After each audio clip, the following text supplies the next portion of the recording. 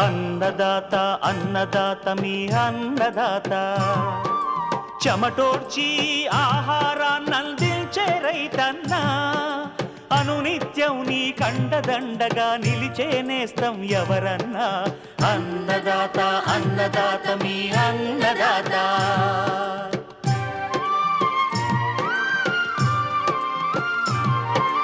నూతన రీతుల సాగుబడికి నూరింతలు పెరిగే దిగుబడికి సూచనలిచ్చే సస్య రక్షణకు పశు పోషణకి శాస్త్ర విజ్ఞానం అందించి ముందుకు నడిపే తెలుగు రైతు భారతదేశానికి మకుటం అయ్యేలా తీర్చిదిద్దే ఆశయంతో మిమ్ము మేలు కొలిపేది అన్నదాత అన్నదాత అన్నదాత మీ అన్నదాత అన్నదాత అన్నదాత మీ అన్నదాత.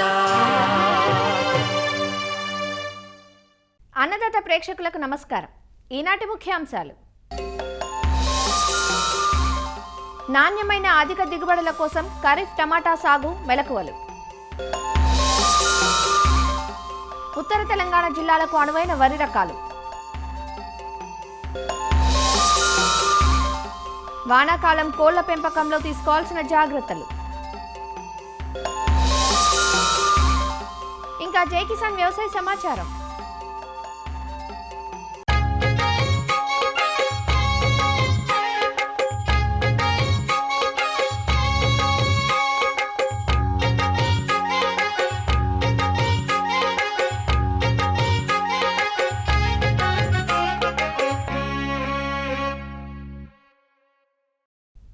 ఖరీఫ్ సీజన్ వచ్చేసింది. ఋతుపవనాలు ముందుగానే వచ్చినా ఇంకా ఎక్కడా మంచి వర్షపాతం నమోదవలేదు. కానీ ప్రధాన ఆహార పంటైన వరిలో నీటి వసతి ఉన్న ప్రాంతాల్లో నార్లు పోసుకున్నా చాలా ప్రాంతాల్లో ఇప్పుడిప్పుడే నార్లు పోసుకోవడానికి సిద్ధమవుతున్నారు. జూన్ ఆఖరి వారానికి వచ్చేసాం.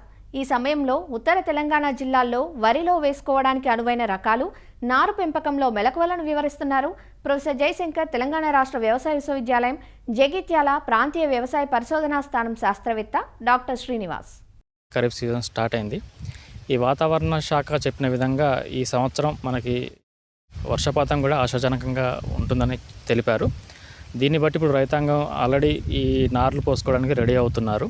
మీరు చూసినట్లయితే దాదాపు రోహిణి కార్తీ స్టార్ట్ అయిన నుంచి రైతులు ఈ నార్లు పోస్తూ ఉంటారు. సో అంటే దాదాపు మే 25 నుంచి, అంటే మే చివరి వారం నుంచి దాదాపు ఆగస్టు 10 వరకు కూడా నార్లు పోస్తూ ఉంటారు. స్వల్పకాలిక రకాలు వేసుకోవాలా, దీర్ఘకాలిక రకాల, మధ్యకాలిక రకాలు వేసుకోవాలని ఆలోచించినట్లయితే ఈ సమయాన్ని బట్టి మనం వేసుకోవాల్సి ఉంటుంది. దీర్ఘకాలిక రకాలు వేసుకోవాలని చూసినట్లయితే మే చివరి వారం నుంచి జూన్ 15 లేదా జూన్ 20 వరకు సోయింగ్ విండో ఉంటుంది. ఈ దీర్ఘకాలిక రకాలంటే దాదాపు 150 లేదా అంతకంటే ఎక్కువ కాల పరిమితి గల రకాలని చెప్పుకోవచ్చు. ఈ దీర్ఘకాలిక రకాలని మనం జూన్ 20 తర్వాత కానీ లేకుంటే జూలైలో కానీ వేసుకుంటే ఇబ్బంది ఏంటంటే, మనకు సాధారణంగా మన తెలంగాణ రాష్ట్రంలో చూసుకున్నట్లయితే ఈ చలి అనేది నవంబర్ 15 నుంచి దాదాపు జనవరి వరకు ఉంటుంది. అంటే మనకి ఏదైనా రకం వేసుకున్నప్పుడు దాని పూత దశ అనేది ఈ చలికి కోయిన్సైడ్ కావద్దు. దానివల్ల ఏమవుతుందంటే ఈ గింజలన్నీ తాలి దిగుబడి చాలా వరకు తగ్గే అవకాశం ఉంది. కాబట్టి మనం దీర్ఘకాలిక రకాలను ముందు వేసుకోవాలి. లేటుగా వేసుకుంటే ఏమైందంటే దీర్ఘకాలిక రకాల యొక్క పూత దశ అనేది మనకి నవంబర్ లేదా డిసెంబర్లో వచ్చే చలికి కోయిన్సైడ్ అయ్యి దిగుబడి పూర్తిగా తగ్గే అవకాశం ఉంది. కాబట్టి సాధారణంగా రైతులు ఈ బీపీటీ 5204 కానీ లేకుంటే సిద్ధి కానీ లేకుంటే స్వర్ణ ఇలాంటి రకాలు ఏవైతే దీర్ఘకాలిక రకాలు ఉన్నాయో అలాంటివి వేసుకోవాలని చూస్తే మాత్రం తప్పనిసరిగా మీరు మే చివరి నుంచి జూన్ 10 లేదా 20 వరకే క్లోజ్ చేసుకోవాల్సి ఉంటుంది, అంటే విత్తుకోవాల్సి ఉంటుంది. తర్వాత చూసుకున్నట్లయితే మధ్యకాలిక రకాలు, ఈ రకాలు చూసుకున్నట్లయితే మీకు దాదాపు 135 నుంచి 140 రోజుల పంట చేతికి వస్తుంది. సో ఇవి వేసుకోవాలంటే మీకు దాదాపు జూలై 15 లేదా జూలై 20 వరకు కూడా సమయం ఉంది. జగిత్యాల మసూరి, ఇది మనకి సన్నగింజ రకము, అంటే దాదాపు హెచ్ఎంటీని పోలి ఉంటుంది. 28 నుంచి 30 క్వింటాల ఎకరానికి తీసుకునే అవకాశం ఉంది. ఈ కాండం గట్టిగా ఉండి చేను మీద పడిపోదు. ఇదే కాకుండా వరంగల్ నుంచి విడుదలైన WGL 30-100 అనే రకం కూడా వేసుకోవచ్చు. దీంతోపాటు ఈ మధ్య రీసెంట్గా విడుదలైన RNR 28361 అనే రకం కూడా మీకు ఇది కోర్స్ వెరైటీ, అంటే లాంగ్ స్లెండర్, గింజ సన్నగా పొడవుగా ఉంటుంది, 1010 పోలి ఉంటుంది. ఈ రకం కూడా మధ్యకాలిక రకం, దాదాపు మనకు 130 రోజుల్లో పంట చేతికి వస్తుంది. ఈ వీటితో పాటు మీరు భద్రకాళి, వరంగల్ నుంచి విడుదలైన భద్రకాళి రకాన్ని కూడా ఈ మధ్యకాలిక రకంగా సాగు చేసుకోవచ్చు. వీటితో పాటు ఈ ప్రాణహిత అనే రకం కానివ్వండి, అదేవిధంగా మన ప్రాంతీయ వ్యవసాయ పరిశోధన స్థానం జగిత్యాల నుంచి విడుదలైన జేజెల్ 384 అంటే ఇది పొలాస ప్రభ అనే పేరుతో విడుదలైంది. ఈ రకాన్ని కూడా సాగు చేసుకోవచ్చు. దీంతోపాటు 3828 మానేర్ సోనా అనే రకాన్ని కూడా మీరు మధ్యకాలిక రకంగా సాగు చేసుకోవచ్చు. ఈ జేజెల్ 28545 అనే రకం కూడా మీకు అన్నం నాణ్యత చాలా బాగా ఉంటుంది. ఇది 130 రోజుల పంట చేతికి వస్తుంది. దీంతోపాటు మన యూనివర్సిటీల నుంచి విడుదలైన అతి సన్న రకం ఈ జేజెల్ 27356 అనే రకం కూడా దాదాపు 130 నుంచి 135 రోజుల పంట చేతికి వస్తుంది. చేను గట్టిగా ఉంటుంది. అదేవిధంగా ఈ దిగుబడి కూడా దాదాపు మనకి మంచిగా చేస్తే దాదాపు 28 నుంచి 30 క్వింటాలు వచ్చే రకం ఉంది. కాబట్టి ఈ రకాలని కూడా రీసెంట్గా విడుదలైన రకాలను కూడా మీరు మధ్యకాలిక రకంగా సాగు చేసుకోవచ్చు. వీటిని మీరు జూలై 15 లేదా 20 వరకు కూడా నారు పోసుకోవడానికి అనుకూలంగా ఉంటుంది. తర్వాత చూసుకున్నట్లయితే స్వల్పకాలిక రకాలు జూలై చివరి వరకు కూడా నారు పోసుకోవచ్చు. స్వల్పకాలిక రకాలు అంటే మనకు దాదాపు 120-125 రోజుల పంట చేతికి వస్తుంది. దీంట్లో మనకి అనేక రకాలు అందుబాటులో ఉన్నాయి. అంటే ఈ సన్న రకాలు కానివ్వండి, అదేవిధంగా దొడ్డు రకాలు కానివ్వండి. ఈ దొడ్డు రకాల్లో చూసుకున్నట్లయితే మన యూనివర్సిటీ నుంచి విడుదలైన KNM 118 కానివ్వండి, అదేవిధంగా బతుకమ్మ కానివ్వండి, అదేవిధంగా మనకి రైతుల అత్యంత ప్రాచుర్యం పొందిన జేజెల్ 24423 అనే రకము కూడా, అంటే ఇది మీకు చేను కింద పడిపోదు, అదేవిధంగా గింజ రాలదు, దిగుబడి కూడా దాదాపు 30 నుంచి 35 క్వింటాలు ఎకరానికి తీసుకునే అవకాశం ఉంది కాబట్టి ఈ రకాన్ని కూడా సాగు చేసుకోవచ్చు. సన్న రకాలు కూడా మనకి అందుబాటులో ఉన్నాయి. సో దీంట్లో ముఖ్యంగా చెప్పుకోవాల్సింది ఏంటంటే RNR 15048 అనే రకాలను కూడా ఈ సాగు చేసుకోవచ్చు. ఇది మిక్కిలి సన్న గింజ రకము కాకుంటే ఇది కొంచెం ఫోటో సెన్సిటివిటీ ఉన్న రకం కాబట్టి ఇది జూలై 10 తర్వాత మీరు నారు పోసుకుంటే మనకు దాదాపు 120 నుంచి 125 రకాల రోజుల్లో పంట చేతికి వచ్చే అవకాశం ఉంది. ఎర్లీగా పోసుకుంటే కొద్దిగా మనకి ఒక 10-15 రోజులు లేట్ అయ్యి అదేవిధంగా చేను ఎత్తుగా పెరిగి పడిపోయే అవకాశం ఉంది. కాబట్టి ఈ రకం సాగు చేసుకునే రైతులు తప్పనిసరిగా జూలై 10 తర్వాత నారు పోసుకుంటే మనకు ఆశించిన దిగుబడులు సాధించే అవకాశం ఉంది. వీటితో పాటు జేజెల్ 3844 కానివ్వండి, లేకుంటే 1798 కానివ్వండి, అదేవిధంగా కూనారం నుంచి విడుదలైన KNM 1638 అనే రకం కూడా మీకు స్వల్పకాలిక రకము. అదేవిధంగా ఈ వరంగల్ నుంచి విడుదలైన W692 కూడా సన్నగింజ స్వల్పకాలిక రకంగా కూడా మనం సాగు చేసుకునే అవకాశం ఉంది. వర్షాలు లేట్ అయ్యి మనం ఆగస్టులో నారు పోసుకోవాలి, ఖచ్చితంగా వరి వేసుకోవాలని చూసుకున్నట్లయితే ఇంకా అతి స్వల్పకాలిక రకాలు కూడా మనకి ఈ యూనివర్సిటీ నుంచి అందుబాటులో ఉన్నాయి. ఇవి ఏంటంటే మనకు దాదాపు 100 రోజుల పంట చేతికి వస్తుంది. అంటే మీరు ఇంకొంచెం లేటుగా కూడా ఇవి వేసుకోవచ్చు. ఈ మన జగిత్యాల నుంచి విడుదలైన ప్రత్యామ్నాయ రకం, అంటే ప్రత్యామ్నాయ పరిస్థితులకి కొరకు రూపొందించిన ఈ రకం కూడా మీరు వేసుకోవచ్చు. దీంతోపాటు హైదరాబాద్ నుంచి విడుదలైన రాజేంద్ర కానివ్వండి, అదేవిధంగా ఈ వరాలు కానివ్వండి, ఈ రకాలు కూడా మీరు అతి స్వల్పకాలిక రకాలుగా మీరు సాగు చేసుకునే అవకాశం ఉంది. సో ఇవి కొంచెం దిగుబడి మనకి 20 నుంచి 25 క్వింటాలు వచ్చే అవకాశం ఉంది. సో లేటుగా అయితే మీరు వరి తప్పనిసరిగా వేసుకోవాలంటే ఈ రకాలు కూడా మీరు సాగు చేసుకోవచ్చు. ఈ నారుమడిలో కూడా మనం చాలా జాగ్రత్తలు పాటించవలసి ఉంటుంది. ఎకరానికి సరిపోయే ప్రధాన మడికి దాదాపు 5 సెంట్లు లేదా 2 గుంటల నారుమడి సరిపోతుంది. ఒక 2 కిలోల నత్రజని, 1 కిలో భాస్వరం, 1 కిలో పొటాషియం ఇచ్చే ఎరువులు అవసరం అవుతుంది. 1 కిలో నత్రజని అదేవిధంగా భాస్వరాన్ని పూర్తిగా మనం అడుగులో వేసుకోవాల్సి ఉంటుంది. తర్వాత మిగిలిన నత్రజనిని మనం ఒక 14-15 రోజుల తర్వాత వేసుకున్న ప్రాబ్లం లేదు. అయితే ఒక్కోసారి ఏమవుతుందంటే మనకి వర్షాకాలంలో కూడా ఒకవేళ వర్షాలు పడకుంటే ఈ జింకు లోపం అనే వచ్చే అవకాశం ఉంటుంది. సో ఇవి గమనించినప్పుడు మీరు నార్మల్లో కానివ్వండి, అదేవిధంగా ప్రధాన పొలంలో కానివ్వండి, ఈ 2 గ్రాముల జింక్ సల్ఫేట్ని లీటర్ నీటి కలిపి వారం వ్యవధిలో ఒక 2 సార్లు పిచికారీ చేసుకున్నట్లయితే ఈ జింకు లోపం నుంచి మనం పంటని రక్షించవచ్చు. నార్మల్లో మనకి మొగి పురుగు కానివ్వండి, ఉల్లికోడు కానీ అవకాశం ఎక్కువగా ఉంటుంది. కాబట్టి ఈ నార్మల్లో కూడా మనం నారు తీసి ఒక వారం 10 రోజుల ముందు ఈ కార్బోఫ్యూరాన్ గుళికలని మనం ఒక ఎకరానికి సరిపోయే నార్మల్కి ఒక 800 గ్రాములు వేసుకున్నట్లయితే ఇలాంటి చీడపీడల నుంచి కూడా మనం రక్షించే వాళ్ళం అవుతాము.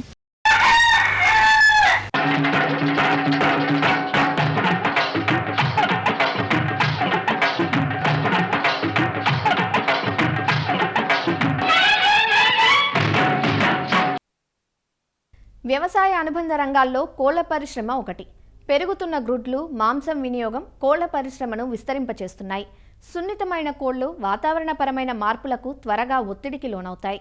ప్రస్తుత వర్షాకాలం కొంత ఇబ్బందులను తెచ్చిపెడుతుంది. ఎడతెరిపి లేని వర్షాలు, ఫారాల చుట్టూ పెరిగే తేమ కారణంగా కోళ్లలో పలు రకాల రోగాలు వచ్చే అవకాశం ఉంటుంది.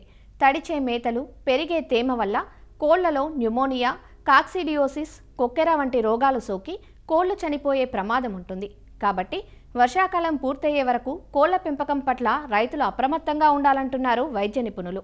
వర్షాకాలంలో కోళ్ల పెంపకంలో తీసుకోవాల్సిన జాగ్రత్తలను డాక్టర్ వైఎస్ఆర్ ఉద్యాన విశ్వవిద్యాలయం, పశ్చిమ గోదావరి జిల్లా వెంకటరామన్నగూడెం కృషి విజ్ఞాన కేంద్రం పశువైద్య శాస్త్రవేత్త డాక్టర్ విజయ నిర్మల నుంచి తెలుసుకుందాం. వేసవిలో అధిక ఉష్ణోగ్రతల వద్ద సతమతమైన కోళ్ళు వర్షాకాలం వచ్చేటప్పటికి ఉష్ణోగ్రతల మార్పు వలన ఒత్తిడికి లోనై వ్యాధి నిరోధక శక్తి తగ్గిపోయి వ్యాధులను బారిన పడే ప్రమాదం ఉంది. మేలైన యాజమాన్య పద్ధతుల్లో మొదటగా చూసుకున్నట్టయితే లిట్టర్ యాజమాన్యం. ఈ డీప్ లిట్టర్ పద్ధతిలో కోళ్ళను పెంచేటప్పుడు ఈ వర్షాకాలంలో వర్షపు నీరు షెడ్లోకి చేరి ఆ లిటర్ అంతా కూడా తడిసినప్పుడు అందులో వివిధ సూక్ష్మక్రిములు అభివృద్ధి చెంది కోళ్ళకు వ్యాధుల్ని కలుగజేస్తాయి. 400 చదరపు అడుగుల విస్తీర్ణం గల స్థలంలో 20 నుంచి 35 కిలోల సున్నం లేదా 20 కిలోల సూపర్ ఫాస్ఫేట్ని ఆ లిటర్లో కలపాలి. తర్వాతది బ్రూడింగ్. హ్యాచరీ నుంచి వచ్చిన ఒక రోజు కోడి పిల్లలకు ఉష్ణోగ్రతను అందించడానికి మనం బ్రూడింగ్ని ఏర్పాటు చేస్తాం. సాధారణంగా మొదటి వారంలో ఈ కోడి పిల్లలకు 95 డిగ్రీస్ ఫారెన్హీట్ ఉష్ణోగ్రత, అలాగనే రెండో వారంలో 90 డిగ్రీల ఫారెన్హీట్ ఉష్ణోగ్రత అవసరం అవుతుంది. 8 వారాలు దాటిన తర్వాత కోడి పిల్లలు సాధారణ ఉష్ణోగ్రత వద్ద ఉండగలవు. వర్షాకాలంలో బ్రూడర్లో ఉష్ణోగ్రత కంపల్సరీగా మెయింటైన్ చేస్తూ ఉండాలి. దానా తయారీకి కావాల్సిన ముడి పదార్థాలను వర్షానికి తడవకుండా అలాగనే తేమను పీల్చకుండా జాగ్రత్తగా నిల్వ చేసుకోవాలి. ఒత్తిడి ఉన్నటువంటి సందర్భాలలో vitamin B complex, vitamin C మందులను నీటిలో కలిపి త్రాగించాలి. వర్షపు నీటితో కలుషితమైనటువంటి నీటిని కోళ్లకు త్రాగునీరుగా అందించినట్లయితే కొలిబాసిల్లోసిస్ అనే వ్యాధి వ్యాప్తి చెందే అవకాశం ఉంది. 1000 లీటర్ల త్రాగే నీటిలో 33% బ్లీచింగ్ పౌడర్ని 10 గ్రాములు వేసి క్లోరినేషన్ చేసిన నీటిని త్రాగునీరుగా అందించాలి. యాజమాన్య లోపం వలన వివిధ వ్యాధులు కోళ్ళల్లో వచ్చే ప్రమాదం ఉంది. వాటిలో మొదటగా చూసుకున్నట్టయితే కాక్సిడియోసిస్ వ్యాధి, దీన్నే రక్తపారుడు వ్యాధి అని కూడా అంటాం. రెట్టలో రక్తపు చారలు అనేటివి కనిపిస్తూ ఉంటాయి. రక్తహీనత వలన అలాగనే డీహైడ్రేషన్ వలన జుట్టును అలానే కళ్ళు పాలిపోయి ఉంటాయి. తర్వాత వ్యాధి చూసుకున్నట్టయితే దీర్ఘకాలిక శ్వాసకోశ వ్యాధి, అంటే 4 వారాల వయసున్న పిల్లల్లో ఈ వ్యాధి ఎక్కువగా సంక్రమిస్తుంది. శ్వాస తీసుకోవడం కష్టంగా ఉంటుంది. ఈ కోడి పిల్లలన్నీ కూడా తల పైకెత్తి శ్వాస తీసుకుంటూ ఉంటాయి. అలాంటి సమయంలో కూతలు వినిపిస్తూ ఉంటాయి. ఇంకా మనం చూసుకుంటే ఒక 30% వరకు కూడాను మరణాలు సంభవిస్తూ ఉంటాయి. ఈ గుడ్లు పెట్టే కోళ్ళలో గుడ్ల ఉత్పత్తి కూడా 20% పడిపోతుంది. తర్వాత వ్యాధి చూసుకున్నట్టయితే ఆస్పర్జిల్లోసిస్ వ్యాధి, దీన్ని బ్రూడర్ నిమోనియా అని కూడా అంటాం. ఎప్పుడైతే దానా నీటితో తడిసినప్పుడు శిలీంధ్రాలు అభివృద్ధి చెందుతాయి. కంటి మీద మొహం అంతా కూడా వాచి ఉంటుంది. అలాగనే శ్వాస తీసుకోవడం కష్టం అవుతుంది. తల మెడ అనేటివి ఒకవైపు వంగిపోయి పక్షవాతం లక్షణాలు కనిపిస్తూ ఉంటాయి. అంతరపరాన్న జీవుల బెడద కూడా ఎక్కువగా ఉంటుంది వర్షాకాలంలో. బద్దె పురుగులు కానీ, ఏలిక పాములు కానీ, నులి పురుగులు, సీకల్ వామ్స్ ఇవన్నీ కూడా కోళ్ళను ఆశించే అవకాశం ఉంది. ఏలిక పాముల నివారణకు పైపర్జిన్ అనే మందును 100 మిల్లీగ్రాముల నుంచి 500 మిల్లీగ్రాములు 1 కిలో శరీర బరువు చొప్పున త్రాపించాలి. అలాగనే మెబెండజోల్ అనే మందును 100 మిల్లీగ్రాములని 100 కోళ్లకు నీటిలో కలిపి త్రాగించాలి. బాహ్య పరాన్న జీవుల బెడద కూడా ఎక్కువగా ఉంటుంది. ఇవన్నీ కూడా కోళ్లను ఆశించి వాటి ఉత్పత్తి సామర్థ్యాన్ని తగ్గిస్తాయి. బాహ్య పరాన్న జీవుల నిర్మూలనకు దోమలు, ఈగలకు ఈ డెల్టామెథ్రిన్ మందును, అలాగనే ఈ దోమల అర్వాలకు, ఈగ మాకెట్ల నివారణకు డైఫ్లూబెంజురాన్ నీళ్ళలో కలిపి కోళ్ళ శరీరంపై పిచికారీ చేసుకోవాలి. అలాగనే కోళ్ళ షెడ్ అంతా కూడా పిచికారీ చేసుకోవాలి. దీంతో పాటుగా షెడ్ నిర్వహణ కూడా అతి ముఖ్యమైనది. వర్షాకాలం వచ్చే ముందే ఈ షెడ్ చుట్టూ, అలాగనే షెడ్ లోపల ఏమైనా లీకేజీలు ఉంటే పైకప్పుకు వాటిని అన్నింటి కూడా మరమ్మతు చేసుకోవాలి. చల్లగాలు లోపలికి రాకుండా షెడ్ చుట్టూతో పరదాలు, అంటే బరకాలు గోడలకు ఇరువైపులా కట్టుకోవాలి. బ్రూడర్కి సంబంధించిన పరికరాలు ఏవైతే ఉన్నాయో వాటిని 10% ఫార్మలిన్ ద్రావణంతో శుభ్రం చేసుకోవాలి. ఒకవేళ కొత్తగా బ్యాచ్ మొదలు పెడుతున్నట్టయితే ఆ షెడ్ని అంతా కూడా పొటాషియం పర్మాంగనేట్ లోషన్ మరియు ఫార్మలిన్ ఈ రెండింటితో కలిపి ఫ్యూమిగేషన్ చేసుకోవాలి. వర్షాకాలంలో కోళ్ళ పెంపకదారులు మేలైన యాజమాన్య పద్ధతులు పాటించినట్లయితే కోళ్ళలో మరణాల శాతాన్ని తగ్గించవచ్చు. అలాగనే గుడ్ల మాంసం ఉత్పత్తి తగ్గకుండా చూసుకోవచ్చు.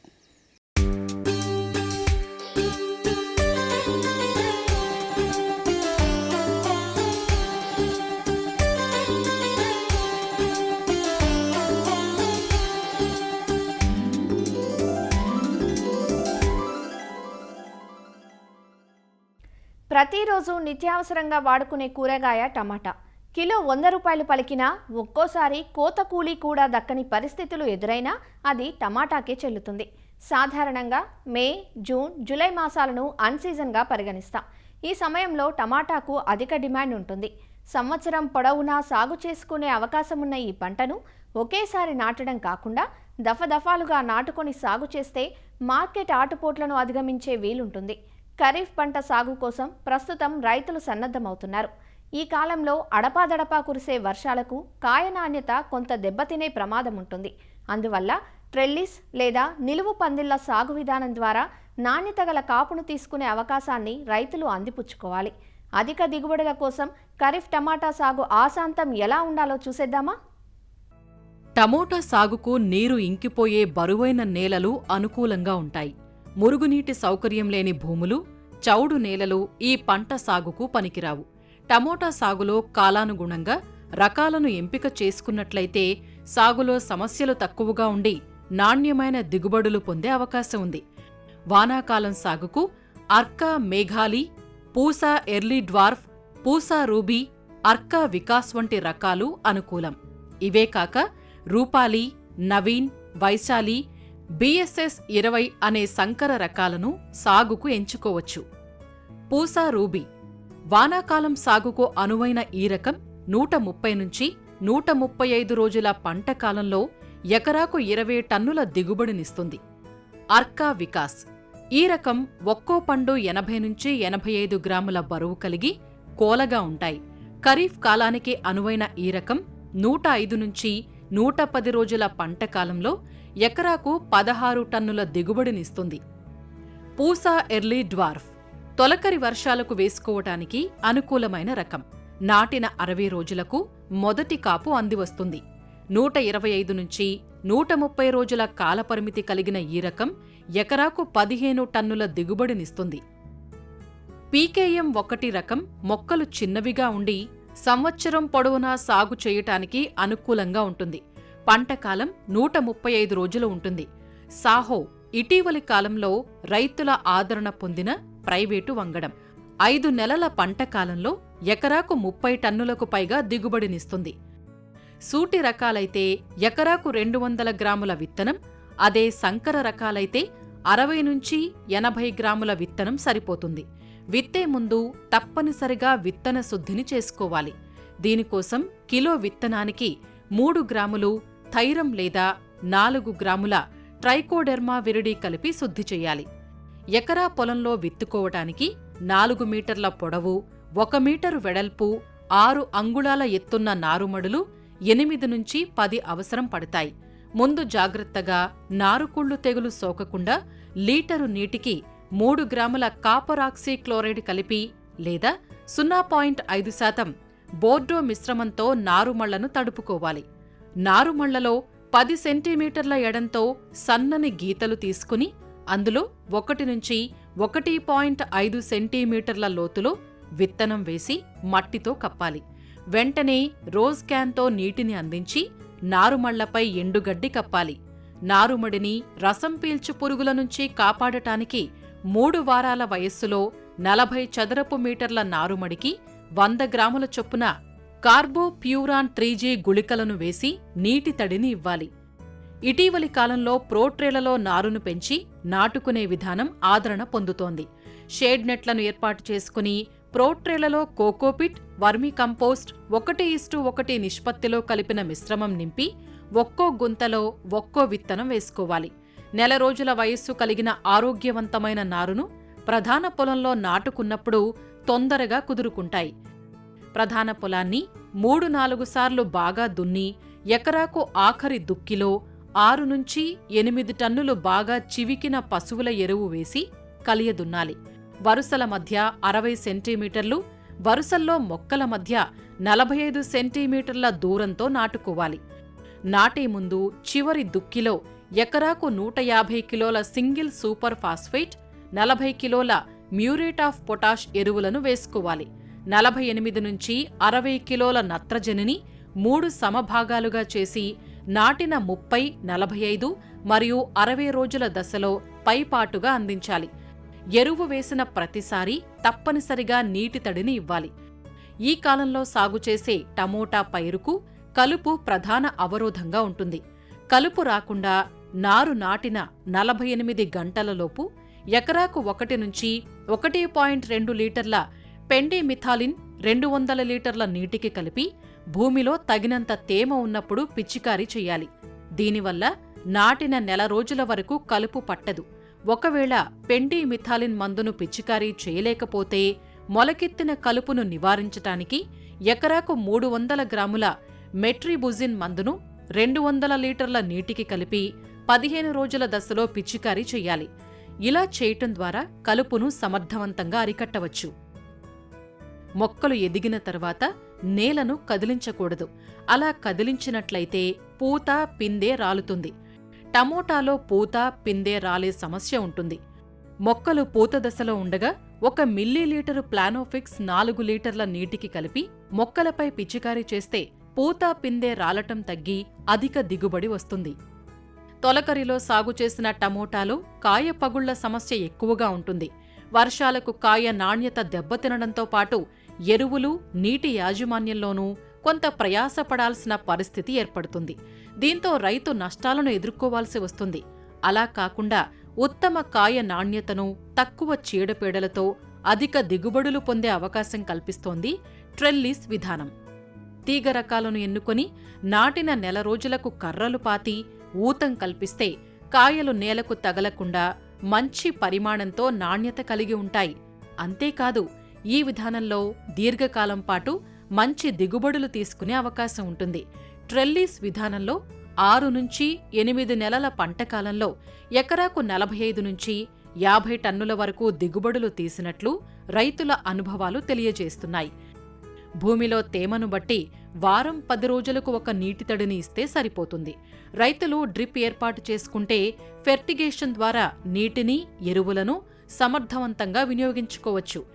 టమోటాకు కాయతొలుచు పురుగుల బెడద ఎక్కువగా ఉంటుంది కనుక ఎర్రపంటగా బంతి మొక్కలను వేసుకోవాలి. ఎకరాకు 4 లింగాకర్షక బుట్టలను ఏర్పాటు చేసుకోవాలి. ఈ విధంగా సమగ్ర యాజమాన్య పద్ధతులను పాటించినట్లయితే నాణ్యమైన అధిక దిగుబడులు పొందవచ్చు.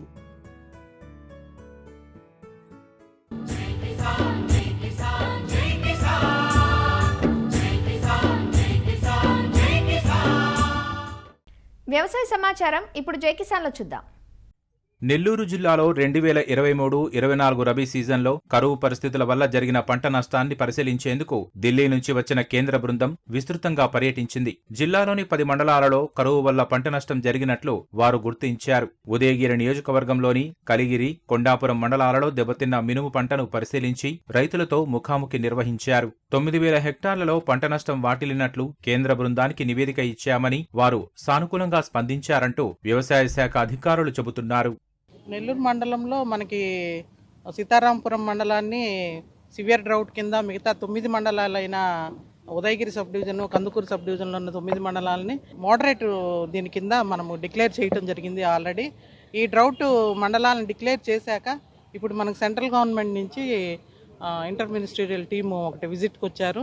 వాళ్ళు కరువు పరిస్థితిని అంచనా వేసి మనకి సాయం అందించడానికి గాను ఇక్కడికి రావడం జరిగింది. మన జిల్లా కలెక్టర్ గారి ఆధ్వర్యంలో మనము పంటల గురించి ఎంత ఏరియా 9,000 హెక్టార్లు మనకి డ్యామేజ్ అయిందని, మన వ్యవసాయ పరంగా 849 లక్షలు సాయం కావాలని చెప్పేసి, రైతులు నష్టపోయారని మనం కరువు బృందానికి వివరించడం జరిగింది. అదేవిధంగా మనకి నష్టపోయిన పంటల్ని ఫోటోల రూపాయన ఆల్రెడీ మనం తీసుకోవడం జరిగింది గత 3 నెలలుగా. ఆ ఫోటోలన్నీ కూడా వాళ్ళకి చూపించాము. అదేవిధంగా పశుగ్రాసము, పశువుల కొరకు కూడా మనము తక్షణ సాయం కావాలని చెప్పి అడగటం జరిగింది. ఈ దానికి మనకి సానుకూలంగా స్పందించడం జరిగింది. మరిన్ని విభిన్న అంశాలతో రేపటి అన్నదాతలో మళ్ళీ కలుసుకుందాం. అంతవరకు సెలవు, నమస్కారం.